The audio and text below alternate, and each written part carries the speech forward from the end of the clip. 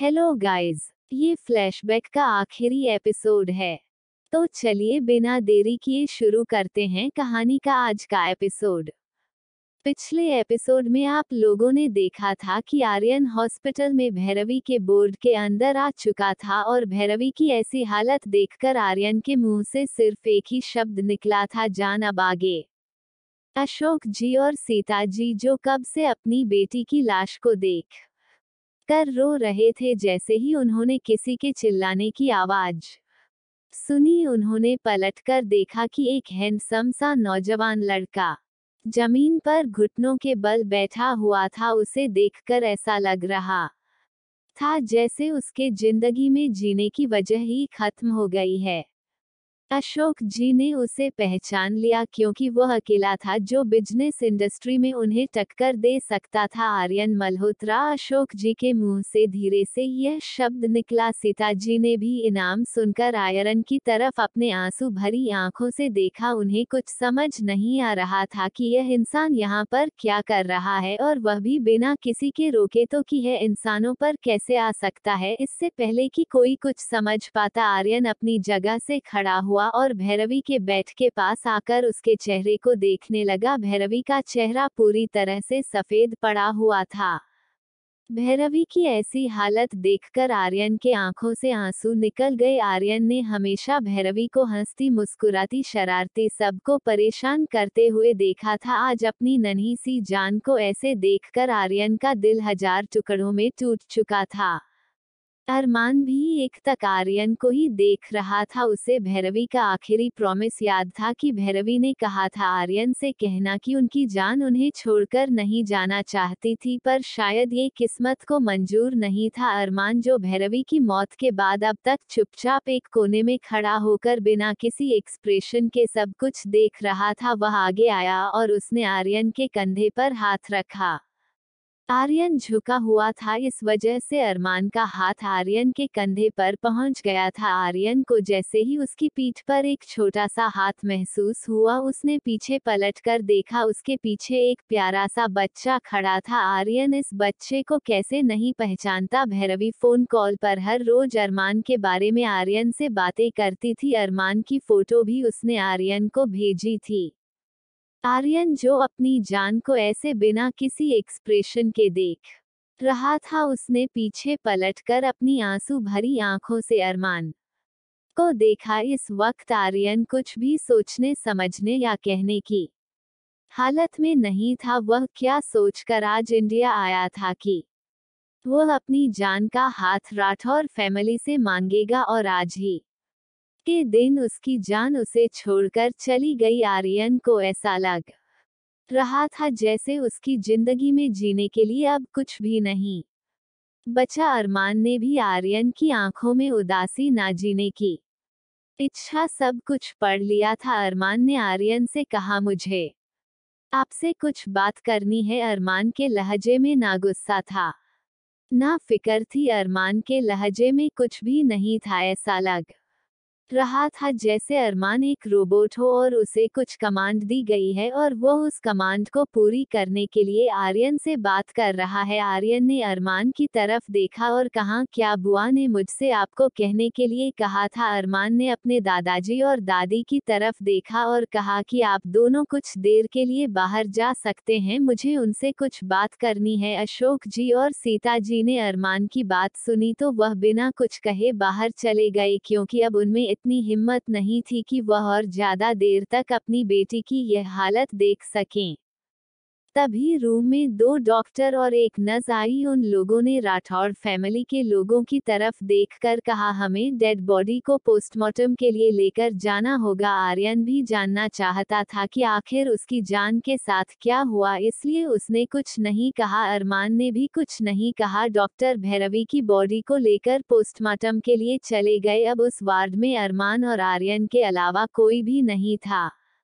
अरमान ने आर्यन की आंखों में आंखें डालकर कहा, बुआ ने मुझसे आपको कुछ कहने को कहा था, वह आपको मैं तभी बताऊंगा जब आप मेरे कुछ सवालों का जवाब दोगे। आर्यन ने बेहद ठंडे लेने में अरमान से कहा, बताओ क्या जानना है। अरमान ने कहा, रेप क्या होता है। आर्यन ने अरमान के मुंह से जैसे ही यह शब्द सुना उसके पैरों तले से जमीन खिसक गई। उसे लग रहा था कि जरूर भैरव के साथ कुछ एक्सीडेंट या फिर कुछ और हुआ होगा, क्योंकि उसे अपने गार्ड्स को ये पूछने के बारे में ध्यान ही नहीं रहा, क्योंकि जैसे ही उसने भैरवी के हॉस्पिटल में होने की बात सुनी वह बिना कुछ सोचे समझे दौड़ता हुआ सीधा हॉस्पिटल आ गया था। उसने अपनी लड़खड़ाते जुबान में अरमान से कहा, तुमने ये कहाँ से सुना? अरमान ने शांति से कहा, पहले जवाब बाद में कोई सवाल। आर्यन ने बेहद गंभीर लहजे में अरमान से कहा, देखो अरमान, ये कोई बच्चों के जानने की बात नहीं होती। अरमान ने गुस्से से चिल्लाते हुए कहा, मुझे कोई फर्क नहीं पड़ता, मुझे सिर्फ इतना बताइए कि यह क्या होता है, क्योंकि बुआ का रेप हुआ है, यह मैंने डॉक्टर के मुंह से कुछ सुना था।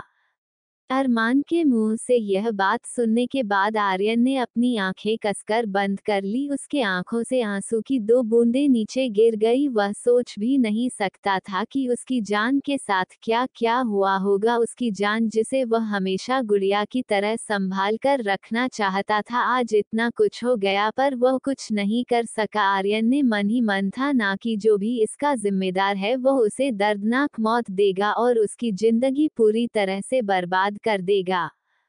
अरमान ने जैसे ही डॉक्टर के मुंह से यह सुना था उसने नेट पर सर्च किया था और उसे इस बारे में पता भी चल चुका था, पर फिर भी तो एक बार कंफर्म करने के लिए किसी से पूछना चाहता था, पर घर में किसी से यह बात वह पूछ नहीं सकता था। हालांकि अरमान अभी सिर्फ 7 साल का था, फिर भी उसका माइंड बाकी बच्चों से काफी डेवलप हो चुका था और अरमान इतने सालों से खुद की एआर का ऑपरेशन चला रहा था। करीब 2 साल से उसने यार कॉरपोरेशन को स्टैंडर्ड किया था और इस समय अरमान थी यार कॉरपोरेशन दुनिया में 10वें नंबर पर आती थी। आर्यन ने एक गहरी सांस ली और अरमान से कहा, देखो मैं ये तुम्हें नहीं बता सकता, अगर तुम्हें पता ही करना है तो तुम नेट पर देख लो। अरमान ने कहा, मैंने देख लिया, मुझे सिर्फ इतना बताइए कि जो मैंने देखा क्या वह सच है? आर्यन ने कहा, हाँ। अरमान ने आर्यन की तरफ देखा और कहा, बुआ ने मुझसे आपसे ये कहने के लिए कहा था कि वो आपको छोड़कर नहीं जाना चाहती थी, पर किस्मत को शायद यह मंजूर नहीं था। बुआ ने कहा था कि आप उन्हें भूलकर अपनी जिंदगी में आगे बढ़ जाओ। अरमान की बात सुनने के बाद आर्य ने गुस्से से चिल्लाते हुए कहा, ऐसा कभी नहीं होगा, मेरी जिंदगी में एक ही लड़की थी, भले ही अब वह ना रहे हो, फिर भी मैं अपनी जिंदगी में किसी और को जगह देने के बारे में सोच भी नहीं सकता। और जान इसके बारे में ऐसे कैसे कह सकती है जबकि वह जानती है कि मैंने अपनी जिंदगी में उसके अलावा कभी किसी लड़की की तरफ आंख उठाकर भी नहीं देखा, और मौन करना तो दूर की बात है। अब मेरी जिंदगी का सिर्फ एक मकसद है, मेरी जान को तकलीफ पहुंचाने वाले इंसान को ढूंढकर नर्क के दर्शन कराना। अरमान ने कहा, रंजन राणा। आर्यन ने कहा, क्या? अरमान ने कहा, यह वही है जिसने बुआ के साथ यह सब किया है। ये सब सुनने के बाद आर्यन की हाथों की मुठ्ठियां कस गई। उसका दिल कर रहा था कि वह अभी का भी इस इंसान को जिंदा जलाकर मार दे। आर्यन ने अपने आंखों को साफ करके अरमान से कहा, और क्या कहा था? भैरवी ने। अरमान ने कहा, बुआ ने मुझसे कहा था कि जो उनके साथ हुआ है उनके जैसे कई लड़कियों को मैं बड़ा होकर बचाऊं। वह चाहती थी कि जो उनके साथ हुआ वह किसी और के साथ ना हो। ये बुआ के आखिरी शब्द थे। आर्यन ने एक गहरी सांस ली और कहा, भले ही मेरी जान ने ये सब तुमसे कहा था, पर मेरा अपनी जान से वादा है कि मैं उसके जैसे सभी लोगों को मौत की नींद सुला दूंगा। भले ही मैं अपनी जान को नहीं बचा सका, पर मैं अब किसी और लड़की के साथ ऐसा अन्याय नहीं होने दूंगा। इससे जरूर मेरी जान की आत्मा को शांति मिलेगी और मैं उस रंजन रामा जैसे कई लोगों का खात्मा कर कर रहूंगा। अरमान ने घुरकर आर्यन की तरफ देखा और कहा, आपको इसकी कोई जरूरत नहीं है, यह मेरी बुआ की आखिरी इच्छा थी और इसे मैं जरूर पूरा करूंगा। आपको इसके बीच में पड़ने की जरूरत नहीं है। मेरी बुआ ने मुझसे कहा था कि मुझे एक ऐसा इंसान बनना है जिसे चाहकर भी कोई तोड़ ना पाए। अरमान की बात सुनकर आर्यन ने कहा, ठीक है, हम दोनों मिलकर ऐसे लोगों का एक खात्मा करेंगे जिससे मेरी मेरी जान और तुम की दुआ की आत्मा को शांति मिलेगी और हम दोनों को भी शांति मिलेगी कि हम भले ही भैरवी क्यों नहीं बचा पाए पर उसकी आखिरी इच्छा जरूर पूरा करवाएं। अरमान ने भी आर्यन की बात पर अपना सर हाँ में हिलाया। उसके बाद सब ने मिलकर भैरवी का अंतिम संस्कार किया पर आर्यन और अरमान के आंखों से एक भी आंसू नहीं निकले। उन दोनों ने भैरवी की जलती चिता को देखकर कसम खाई थी कि वह भैरवी के गुनहगार को मौत से बदतर सजा देंगे। उसके बाद राठौड़ फैमिली मुंबई लौट चुकी थी और आर्यन भी मुंबई में ही लौट चुका था। उसके बाद आर्यन और अरमान ने मिलकर एक ऑर्गेनाइजेशन शुरू की जिसका नाम भैरवी था। ये ऑर्गेनाइजेशन दुनिया के कई देशों में इन दोनों ने सिर्फ 2 साल में फैला दिया था। यह ऑर्गेनाइजेशन लड़कियों की तस्करी करने वाले गैंग्स का खात्मा करते थे और ड्रग डीलिंग वाले लोगों का भी खात्मा करते थे। इन लोगों का मेन मकसद होता था दुनिया से बुराई मिटाना, भले ही यह सब कुछ ना कर सके पर जितना हो सके उतना करते थे। ये दोनों सबसे पहले रंजन राणा को ही मारने वाले थे पर जब ये रंजन राणा की इन्वेस्टिगेशन कर रहे थे तब उन्हें उसके बारे में कई सारे मामले पता चले कि उसकी पहुंच गई सारे ड्रग डीलिंग माफिया लड़कियों की तस्करी करने वाले ज्ञान के साथ है। इसलिए उन्होंने सोचा कि रंजन दाना के थ्रू पहले यह उन सब लोगों तक पहुंचकर उनका खात्मा करेंगे और आखिर में रंजन राणा को उसके गलती की सजा देंगे। पर अरमान के दिल में कहीं ना कहीं ये कसम थी कि 2 साल होने को आए पर फिर भी उसकी बुआ को इंसाफ नहीं मिला। पर आज उसके चेहरे पर सुकून नजर आ रहा था जो पिछले 2 सालों से कहीं नहीं था। Flashback and. अरमान अपने ख्यालों की दुनिया से बाहर आया जब मंदिर के बाहर एक कार जोर से आकर रुकी। उसके पीछे पीछे ही 10-12 का रस भी आकर उनमें से एक 27 साल का नौजवान लड़का बाहर निकला जो दिखने में काफी हैंडसम लग रहा था। राठौड़ फैमिली के गार्ड उसको अच्छे से पहचानते थे इसलिए उन्होंने उसे अंदर जाने से नहीं रोका। वह सीधा चलता हुआ अंदर आया। उसे देखकर सभी राठौड़ फैमिली के लोग खुश हो गए पर अरमान बिना किसी एक्सप्रेशन के उसे देख रहा था। पर उस इंसान के चेहरे पर काफी गुस्सा नजर आ रहा था। उसने बिना किसी पर ध्यान दिए सीधा अरमान के पास जाना है सही समझा। उसके पास जाते ही उस इंसान ने अरमान से कहा, तुम ऐसा कैसे कर सकते हो? उसे सजा देने का सबसे ज्यादा राइट मुझे था और तुमने उसे मार डाला जबकि तुम्हें अच्छे से जानते थे कि मैं उसे अपने हाथों से मौत देना चाहता था। अरमान ने बिना किसी एक्सप्रेशन की कहा, इसमें अब मैं कुछ नहीं कर सकता, वह मर चुका है।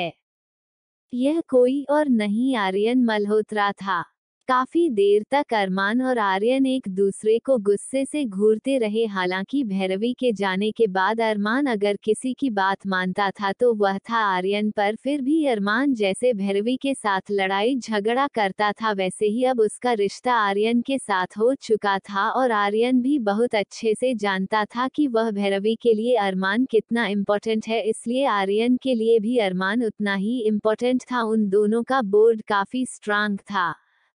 फिर उन दोनों ने अपनी नज़र भैरव की फोटो की तरफ कर ली। उन दोनों की आंखों में नमी थी। आज दोनों के दिल में सुकून था। पिछले 2 सालों से उन्होंने ना जाने कितने लड़कियों की तस्करी करने वाले गैम्स और ट्रक डीलिंग स्कैम को खत्म किया था पर फिर भी उनके दिल में ये कसक थी कि अभी तक रंजन राणा जिंदा है। पर आज उसकी मौत के बाद दोनों के दिल में सुकून था। आर्यन लगातार भैरवी की खूबसूरत फोटो को देख रहा था। उसने अपने आप से कहा, जाना फिर आज आपका बदला पूरा हो ही गया है। आप तो चली गई हमें छोड़कर अकेला जीने के लिए, पर अब हम कैसे जिए जान? आज तक आपका बदला लेने के लिए हम खुद को मजबूत करके जीते रहे पर अब हमसे रहा नहीं जा रहा है जान। हमें अब जीने की कोई इच्छा नहीं है पर हम जिएंगे क्योंकि आप चाहती थी कि हम जी, पर जान मूव ऑन हम कभी नहीं कर पाएंगे क्योंकि आप हमारी जिंदगी की पहली और आखिरी लड़के रहेंगे। ये हमने आपसे पहले ही कहा था पर फिर भी आपने सोच लिया कि हम आपको भूलकर अपनी जिंदगी में आगे बढ़ पाएंगे, पर ऐसा कभी नहीं होगा जान। आर्यन मल्होत्रा सिर्फ आपका था, आपका है और आपका ही रहेगा, सिर्फ अपनी जान का। आप हमसे कहती थी ना जान कि अरमान बहुत स्ट्रांग और माफी बच्चों से बहुत अलग। सच में जान अरमान सबसे अलग है। आज अरमान ने आपका बदला ले लिया। आप कहती थी ना कि अरमान आपसे प्यार नहीं करता, पर जान जितना प्यार हम आपसे करते हैं अरमान भी उतना प्यार आपसे करता है। अगर आज आप होती तो आज सबसे ज्यादा आप खुश होती। भैरवी की आत्मा की शांति की पूजा होने के बाद पूरी राठौर फैमिली और आर्यन सभी लोग मंदिर से नीचे की तरफ जा रहे थे। राठौर फैमिली आर्यन के बारे में अच्छे से जानती थी क्योंकि भैरवी के जाने के बाद उन लोगों को सब कुछ पता चल गया था। अरमान और आर्यन एक दूसरे से कुछ बात करते हुए उतर रहे थे। आर्यन ने अरमान को देखकर सीरियस आवाज में कहा, अरमान यहाँ सब कुछ खत्म नहीं हुआ है, तुम जानते हो ना। निरंजन राणा चुपचाप नहीं बैठेगा। निरंजन राणा रंजन राणा का बड़ा भाई था। रंजन राणा जितना बदतमीज और बदमाश था, निरंजन राणा उससे 100 कदम आगे था। हालांकि निरंजन राणा हमेशा दुनिया की नजरों में अच्छा बनने का नाटक करता था, पर इस सब का मास्टरमाइंड वही होता था। वही एक अंधेरे कमरे में एक आदमी गुस्से से कई लोगों पर चिल्ला रहा था, उस बच्चे की हिम्मत कैसे हुई मेरे भाई को मारने की। मैंने कितनी बार रंजन को समझाया कि जल्दबाजी में कोई कदम ना उठाए, पर उसने मेरी बात नहीं मानी और आज उसने अपनी जान गंवाई। फिर एक शैतानी हंसी के साथ उसने कहा, पर कोई बात नहीं, हुक्म का इक्का अभी भी मेरे हाथ में है, जिसका अभी तक उन दोनों को एहसास भी नहीं है। जब सही वक्त आएगा तब मैं अपना हुक्म का इक्का उन पर फेंक दूंगा। तभी एक नौकर दौड़ते हुए उस आदमी के पास आया। उसने कहा, बस उसने फिर से खुदकुशी करने की कोशिश की है। उस आदमी ने उस नौकर पर चिल्लाते हुए कहा, तो तुम्हें क्या मैंने झक मारने के लिए रखा हुआ है? उसे कुछ नहीं होना चाहिए, वही मेरा हुक्म का इक्का है, उसके बिना मैं कैसे उन लोगों को तड़पा पाऊंगा?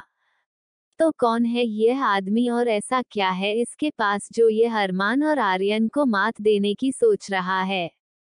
पूरा राठौड़ परिवार अक्षरधाम मंदिर से नीचे आ चुका था। अब वह सभी लोग मंदिर की सीढ़ियों के पास खड़े थे। तभी सीता जी ने आर्यन से कहा, बेटा हम चाहते हैं कि आप हमारे साथ कुछ दिनों के लिए मुंबई चलो। असल में जब भैरवी की मौत हुई थी तब से लेकर आज तक सीता जी ने आर्यन को अपना बेटा मान लिया था।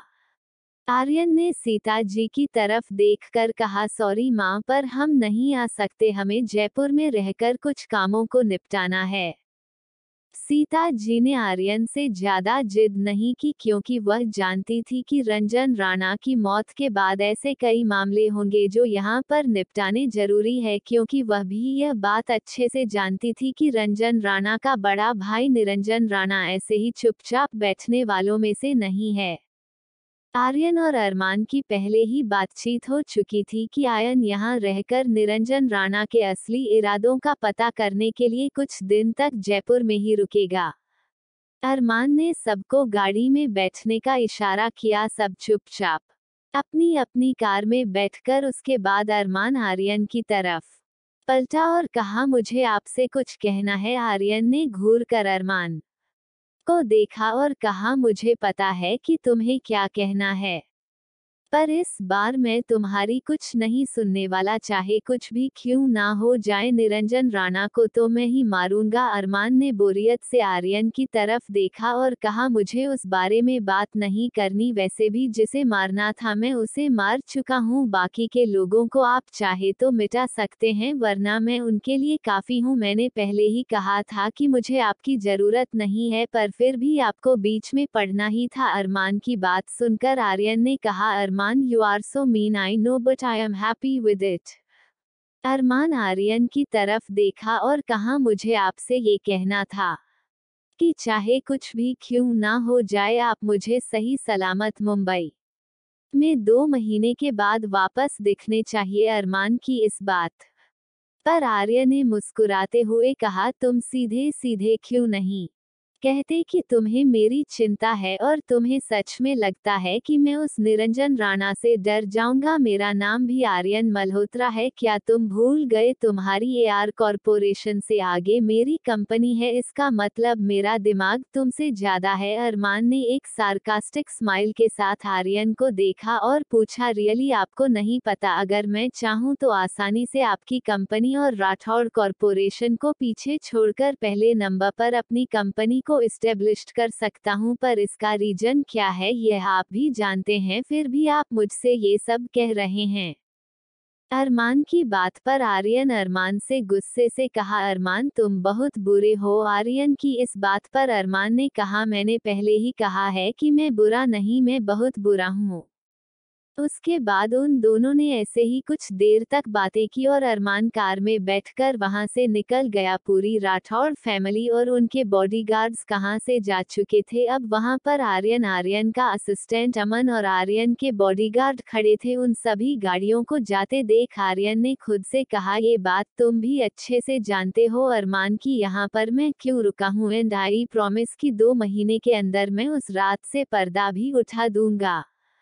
आर्यन की बात का मतलब समझकर अमन ने आर्यन से कहा, सर क्या हम सच में 2 महीने तक जयपुर में रहेंगे? आर्यन ने अमन की तरफ देखा और कहा, अगर वह सच में है तो 2 महीने क्या, मैं 2 साल तक जयपुर में उसे ढूंढने के लिए रहने को तैयार है, चाहे कुछ भी हो जाए। इस बार मैं पूरे सच का खुलासा कर कर ही रहूंगा। इतना कहकर आर्यन ने अपने शेड्स वापस से पहने और कार में जाकर बैठ गया। आर्यन के पीछे पीछे अमन भी कार में पैसेंजर सीट पर जाकर बैठ गया। फिर आर्यन की गाड़ियों का काफिला जयपुर में महल की तरफ चला गया, क्योंकि इन 2 महीने तक आर्यन उस महल में रहने वाला था। भैरवी हमेशा आर्यन को अपने जयपुर वाले महल के बारे में बताया करती थी। असल में भैरवी बचपन से ही लंदन में पली बड़ी थी, पर फिर भी उसे राजस्थानी कल्चर काफी पसंद था। वह हमेशा से सजने संवरने के लिए काफी उत्सुक रहती थी। वह रवि को भारी लहंगे जड़े हुए हाँ और सब कुछ बहुत पसंद था। जब भी वह लोग जयपुर आते थे तब भैरवी पूरा उधम मचा देती थी। आर्यन गाड़ी के शीशे नीचे करके जयपुर की सड़कों को देखते हुए खुद से कह रहा था, क्या तुम सच में जिंदा हो? अगर हो तो आई प्रॉमिस जान, मैं तुम्हें ढूंढ कर रहूंगा और ढूंढने के बाद इन 2 सालों में जितना तुम और मैं तड़पे हैं उससे 100 गुना ज्यादा तड़पा तड़पा कर हर एक को उस चीज की सजा दूंगा जिसका वह जिम्मेदार है। उधर पूरी राठौड़ फैमिली अलग अलग चौपर से ना जाकर अरमान के प्राइवेट जेट से जाने वाले थे, इसलिए वह सभी सीधा एयरपोर्ट पर चले गए। एयरपोर्ट पर उनका प्राइवेट जेट ऑलरेडी रेडी था, तब जाकर जेट में बैठ गए। वह प्राइवेट जेट लग्जरी सामानों से डेकोरेटेड था। किसी 5 स्टार होटल का रूम भी उस जेट के रूम के आगे फीका पड़ जाए। अरमान बाहर से सीधा अपने रूम में चला गया। वह सीधा जाकर बेड पर लेट गया। उसने अपनी आंखें बंद की और खुद से सवाल किया, क्या सच में जिंदा आप हो? और आखिर वह कौन है जिसने ये सब प्लान किया है? अगर आप सच में जिंदा है तो चाहे कुछ भी क्यों ना हो जाए, मैं आपको ढूंढ कर निकाल लूंगा और वह जो इस शब्द का मास्टरमाइंड है उसे मैं छोड़ूंगा नहीं, आई प्रॉमिस यू। इतना कहकर अरमान बेड पर लेट गया। उसकी आंखें बेड पर लेटने के साथ ही बंद हो गई, क्योंकि जब से वह लोग जयपुर आए थे अरमान ने एक बार भी ढंग से आराम नहीं किया था। करीब 5 घंटे के बाद उनका जेट मुंबई लैंड हुआ। उनका जेट उनके बिला के बड़े से गार्डन में ही लैंड हुआ था। अब तक अरमान की आग भी खुल चुकी थी। सब लोग जाकर अपने रूम में चले गए और फ्रेश होकर वापस हाल में आए। नौकरों ने उन लोगों के लिए दोपहर का लंच बनाया हुआ था। सबने लंच किया और अपने अपने कामों पर चले गए। अरमान और आहिल स्टडी रूम में चले गए। दोपहर का वक्त, मुंबई इंटरनेशनल स्कूल। सुकून गुस्से से मुंह फुलाकर बेंच पर बैठी हुई थी। उसके साइड में दिव्या भी ऐसे ही मुंह फुलाकर बैठी हुई थी। उन दोनों ने एक दूसरे की तरह अपने फूले हुए गालों की साथ देखा और कहा, हम दोनों उन दोनों से बिल्कुल बात नहीं करेंगे, हम तो मिस्टर हैंडसम से कट्टी करेंगे। दिव्या ने सुकून की बात में हाँ मिलाते हुए कहा, हम भी आहिल से बात नहीं करेंगे, उन्होंने हमें एक बार भी कॉल नहीं किया। और तो और जाते हुए हमें मिलकर भी नहीं गए। इतना कहते हुए दिव्या की आंखों में मोटे मोटे आंसू आ गए। दिव्या को रोता देख सुकून की भी आंखों में आंसू आ गए और दोनों बेंच पर बैठकर जोर जोर से रोने लगी। अभी क्लास शुरू नहीं हुई थी पर सभी बच्चे क्लास में मौजूद थे। उन दोनों की आवाज सुनकर सभी ने उन दोनों की तरफ देखा। आरजू, सुकून और दिव्या क्लास की सबसे क्यूट बेबीज थी। सभी बच्चे उनसे दोस्ती करना चाहते थे। सुकून तो सबकी फेवरेट थी क्योंकि सुकून इतनी प्यारी बातें करती थी कि सबका दिल ही आ जाता था। पर अरमान के डर से वह सभी सुकून से ज्यादा क्लोज जाने की कोशिश नहीं करते थे। उन दोनों को ऐसे रोता देख क्लास का सबसे प्यारा बच्चा आर्यन अपनी जगह से खड़ा हुआ और उन दोनों की तरफ आ गया। उसने सुकून की तरफ देखा और कहा, तुम क्यों रो रही हो सुकून? सुकून ने अपनी भरी हुई आंखों से ऊपर देखा तो वहां पर आर्यन खड़ा था। सुकून ने आर्यन की तरफ देखा और कहा, हम मिस्टर एंड सम की वजह से रो रहे हैं। उन्होंने हमसे आज एक बार भी बात नहीं की। इतना कहकर सुकून और जोर जोर से रोने लगी। तभी क्लास में उनकी हिंदी की टीचर मिस गीता, उन्होंने आते ही देखा कि सुकून और दिव्या रो रही है। वह सीधा उन दोनों के पास गई और प्यार से पूछा, क्या हुआ बच्चे, आप क्यों रो रहे हो? उन दोनों ने झिलमिलाती आंखों से टीचर को देखा और कहा, टीचर हमें मिस्टर हैंडसम और दिव्या को आहिल भैया की याद आ रही है। टीचर ने उन दोनों के आंसू पहुंचकर प्यार से कहा, थे आप उन दोनों से बाद में बात कर लेना, आप दोनों गुड गर्ल्स हो ना, तो ऐसे रोते नहीं। उन दोनों ने टीचर की बात मानकर अपने आंसू पहुंचे और चुपचाप बैठ गई। उधर राठौड़ मेंशन स्टडी रूम का माहौल काफी गर्म था। अरमान लैपटॉप पर कुछ करते हुए आहिल से सीरियसली कहा, नेक्स्ट वीक डिसूजा बहुत ज्यादा ड्रग एक्सपोर्ट कराने वाला है। शिप रात को 2 बजे मुंबई पहुंचेगा। आहिल ने अरमान की तरफ देखा और मुस्कुराते हुए कहा, वेल डन ब्रो, आखिर तुमने डिसूजा का कंप्यूटर हैक कर ही दिया। अरमान ने तिरछा मुस्कुराते हुए कहा, यह मेरे लिए छुट्टियों का काम था। दोनों ने काफी देर तक बातें की और फिर आहिल ने अरमान की तरफ देखा और सीरियसली पूछा, अरमान क्या कुछ ऐसी बात है जो तुम मुझसे छुपा रहे हो? अरमान ने आहिल की तरह स्ट्रेट फेस के साथ देखा और कहा, समय आने पर तुम्हें पता चल जाएगा। आहिल ने अरमान से इसके आगे कुछ नहीं पूछा क्योंकि वह ये बात अच्छे से जानता था कि अगर अरमान नहीं चाहेगा तो वह कुछ भी क्यों ना कर ले, अरमान उसे नहीं बताने वाला। आहिल ने अरमान की तरफ देखा और कहा, इंतजार रहेगा मुझे सही वक्त का। अरमान ने आहिल की तरफ देखा और कहा, चिंता मत करो, जब वह वक्त आएगा तुम्हारे इस फेस पर एक बड़ी सी मुस्कुराहट होगी। अरमान की बात सुनकर आहिल के फेस पर एक प्यारी सी स्माइल आ गई। उसने अरमान से गुड नाइट और वहां से चला गया। आहिल के जाने के बाद अरमान ने अपना मोबाइल निकाला और सुकून के घर के लैंडलाइन पर कॉल कर दिया। उधर सुकून कपूर हाउस में गुस्से से मुंह फुलाकर सोफे पर बैठी हुई थी। उसके इर्द गिर्द उसकी पूरी फैमिली बैठी हुई उसे मनाने की कोशिश कर रही थी क्योंकि अरमान ने उसे पिछले दिन से कॉल नहीं किया था, जिस वजह से सुकून का मूड काफी ऑफ था और दिन भर मस्ती करने वाली सुकून आज घर में चुपचाप बैठी हुई थी, किसी से बात भी नहीं कर रही थी। सब उसे मनाने में लगे हुए थे कि शायद वह बिजी होगा, पर सुकून किसी की बात मानने को तैयार ही नहीं थी। ऊपर से जनार्दन जी सुकून का साथ देते हुए उसे अरमान के खिलाफ भड़का रहे थे। जनार्दन जी ने सुकून की तरफ देखा और कहा, प्रिंसेस आप क्यों गुस्सा हो रहे हो? वह अरमान तो है ही, अपनी खड़ूस हमारी प्यारी प्रिंसेस को नाराज कर दिया। अपना मुझसे बात ही मत करना, उससे कट्टी कर लेना। सुकून ने गुस्से से मुंह फूल आते हुए जनार्दन जी की तरफ देखा और कहा, है दादू, हम उनसे बात नहीं करेंगे और पट्टी भी कर लेंगे। उन्होंने कहा था कि वो हमसे रोज फोन पर बात करेंगे, पर उन्होंने कल भी हमें फोन नहीं किया और आज भी नहीं किया। विशाखा जी ने घूरकर जनार्दन जी की तरफ देखा और कहा, आप क्यों हमारी प्रिंसेस को हमारे अरमान के खिलाफ भड़का रहे हैं? जनार्दन जी की ने घूरकर विशाखा जी को देखा और कहा, वह अरमान आपका कब से अरमान हो गया? जनार्दन जी की बात पर विशाखा जी ने मुस्कुराते हुए कहा, क्यों ना हो, आखिर वह हमारा होने वाला इकलौता दामाद जो है। जनार्दन जी ने विशाखा जी से कहा, और यह आपसे किसने कह दिया कि वो हमारा दामाद बनेगा? देखना हम अपने लिए और भी अच्छा दामाद। जनार्दन जी ने इतना ही कहा था कि लैंडलाइन फोन बजा। लैंडलाइन फोन के सबसे पास आयशा जी बैठी हुई थी। उन्होंने फोन उठाकर हेलो कहा। उधर से अरमान ने कहा, आंटी मैं हूँ। अरमान, क्या एंजल आपके पास बैठी है? अगर हाँ तो आप उसे कौन दो।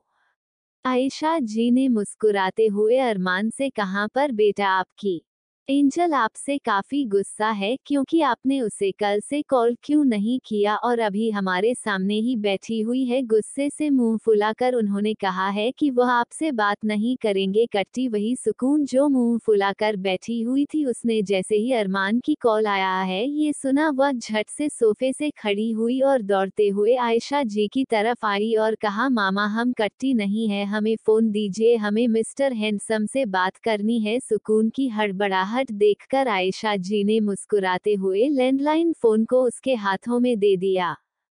स्कूल ने अपने कानों से फोन लगाकर कहा, हेलो मिस्टर हैंडसम, हम आपसे बहुत गुस्सा है, आपने हमें कल भी कॉल नहीं किया, आज भी नहीं किया, और किया तो किया इतनी देर से क्या पता है आज हम स्कूल में रोए, हमें आपकी बहुत याद आ रही थी पर आपको हमारी याद ही नहीं आ रही थी। इतना कहकर सुकून फोन पर ही रोने लगी। सुकून को रोता देख पूरी कपूर फैमिली परेशान हो गई क्योंकि उन्हें अपनी प्रिंसेस की आंखों में एक भी आंसू बर्दाश्त नहीं था। जनार्दन जी खुद से मन ही मन कहने लगे, खड़ूस कहीं का, पता नहीं कहां से मेरी बातें सुनकर कॉल लगा लिया और मेरी प्रिंसेस जो इससे गुस्सा होकर बैठी थी, जैसे ही इसका कॉल आने के बारे में सुना झट से खड़ी होकर अपना गुस्सा भूल गए। पता नहीं क्या किया इसने, मेरी प्रिंसेस को पूरा अपने काबू में कर लिया।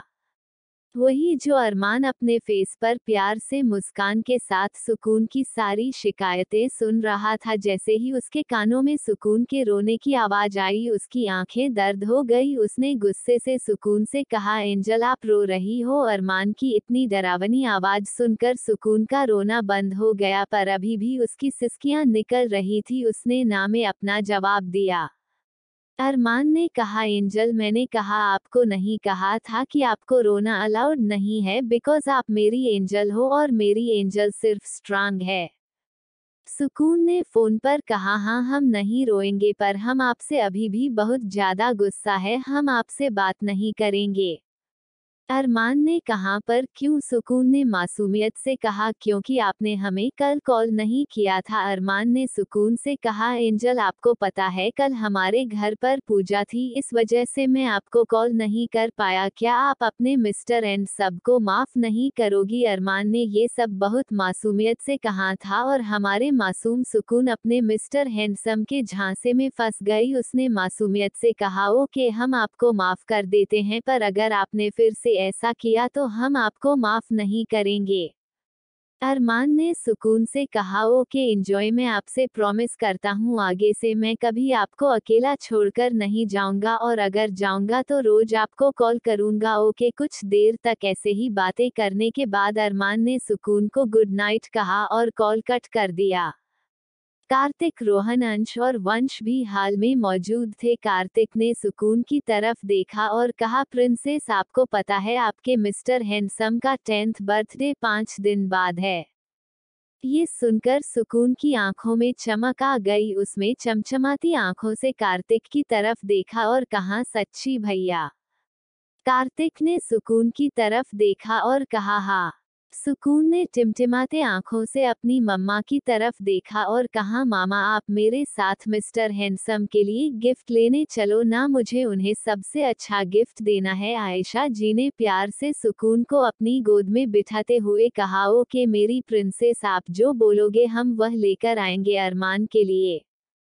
वही कार्तिक अपने मन ही मन को सोचने लगा। कार्तिक ये बात अच्छे से जानता था कि अरमान के लिए दुनिया का सबसे बुरा दिन वह दिन होता है जिस दिन उसका बर्थडे था, क्योंकि यह वही दिन था जिस दिन से आरती जी की नफरत अरमान ने खली थी, इसलिए अरमान को खुद के जन्मदिन के दिन से नफरत थी। कार्तिक ने मन ही मन कहा, शायद प्रिंसेस की वजह से ही सही तू इस बुरी आपको भुला दिया। मान बचपन से तुझे इस दिन हद से ज्यादा दर्द से गुजरते देखा है। अब मैं चाहता हूँ कि तू भी अपनी जिंदगी खुलकर जी और शायद मेरी प्रिंसेस ये कर पाए। बस तू मेरी प्रिंसेस पर अपना गुस्सा ना निकालते, इसी चीज का मुझे डर है। तो क्या आखिर कौन जिंदा है, आप लोग गेस तो कर ही सकते हैं। और क्या अरमान करेगा अपना बर्थडे सुकून के लिए सेलिब्रेट। प्लीज चैनल को subscribe and like comment share जरूर करें।